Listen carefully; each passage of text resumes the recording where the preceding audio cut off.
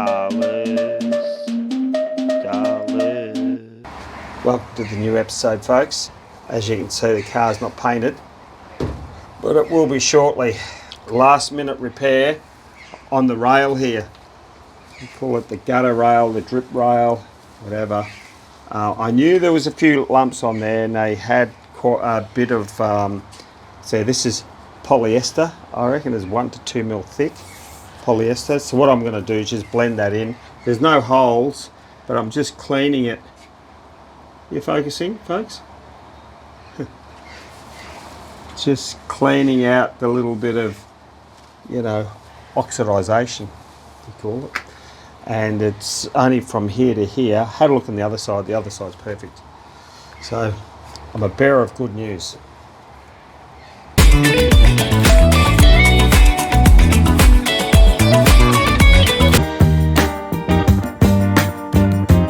Stopped by Hardy Break on the way to Gary's to get some paint supplies down at Teesside here.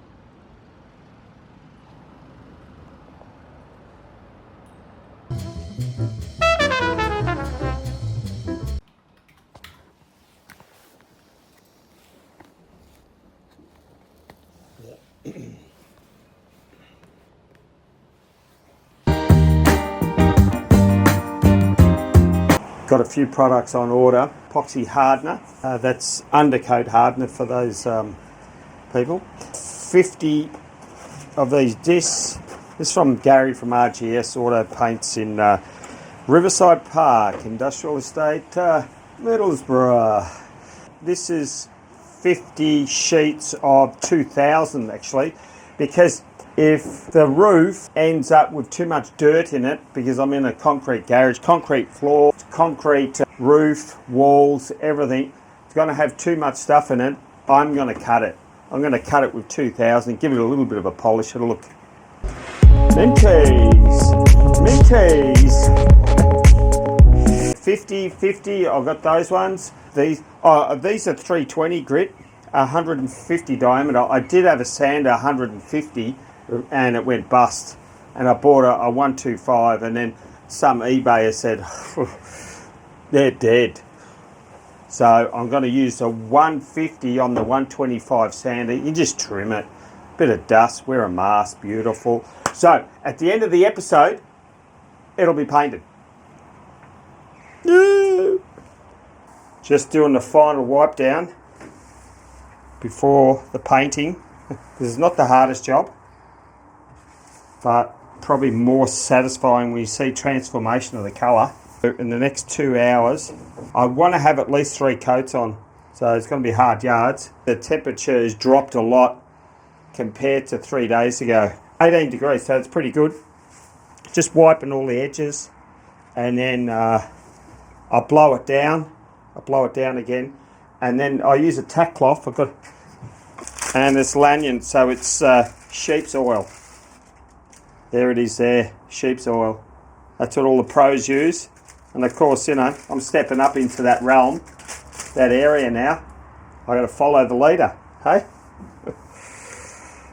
Tough at the top, eh? I'm going to follow the cue of Gary from RGS Auto Paints, and he said he paints one panel at a time.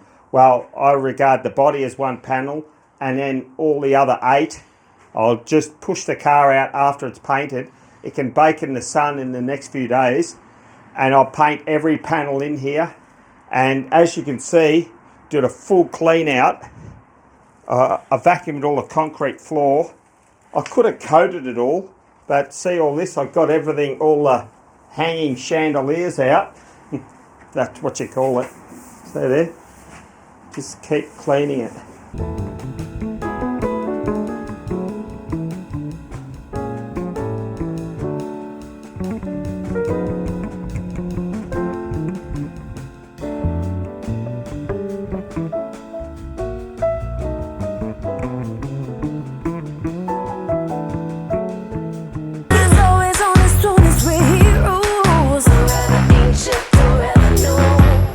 All the time, power never ceases to amaze me.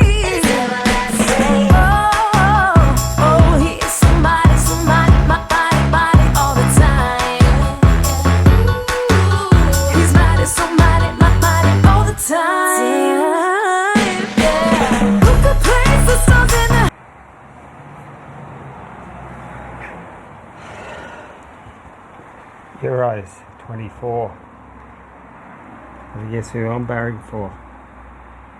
No one knows. Here we go. What a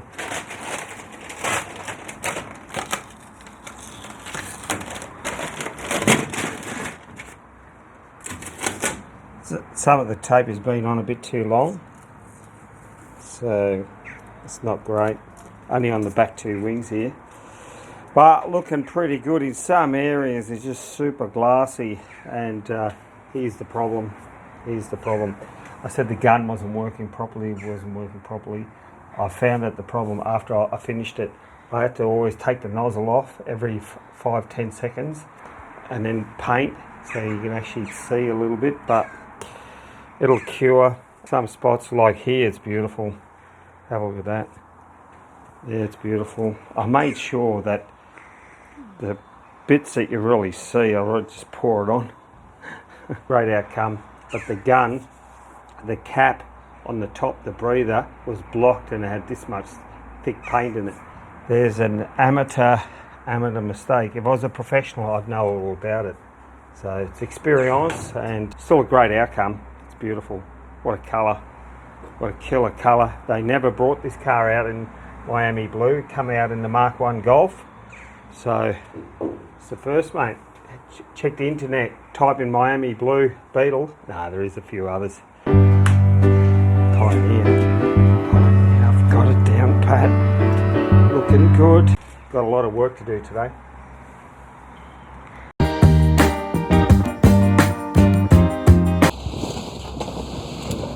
I don't think the missus will find me. I'm not hanging the washing. Actually, I hung the washing. She won't find me. I hung the washing yesterday. That's enough for a month, mate. Stick it.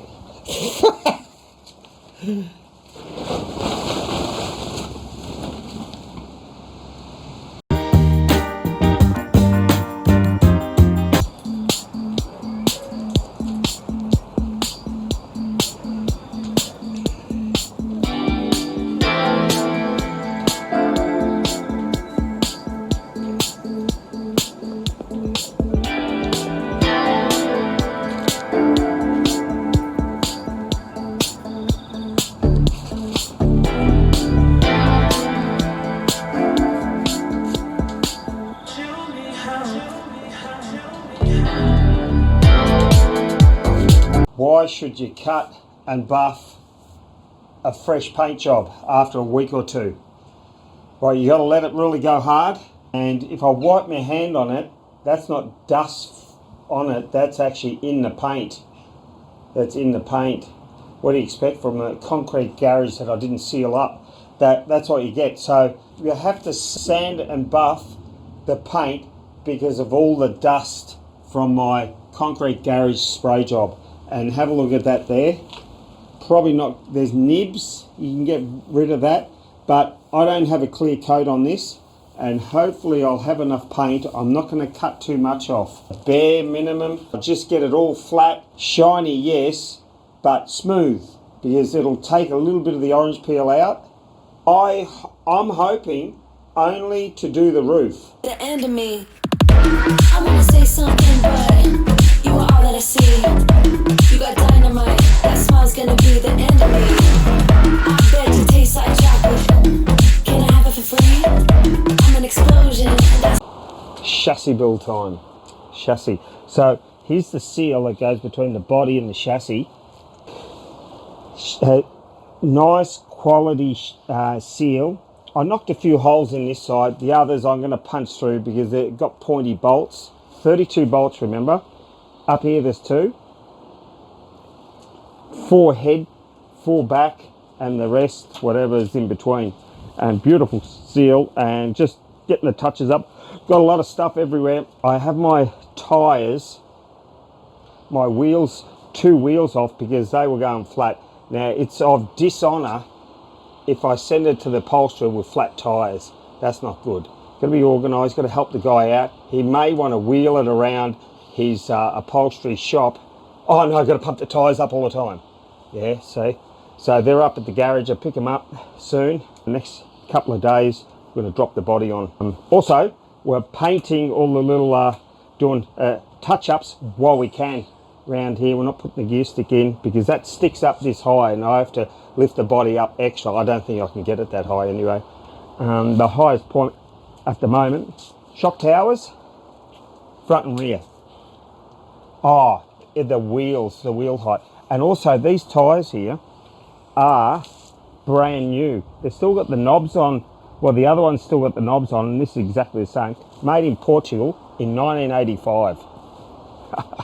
It's only 13 years after it was built. A long ways ago. Thanks for watching. In the next episode, you will see this car on the back of a recovery truck off to the headliner in the Midlands with the chassis on. You don't have to let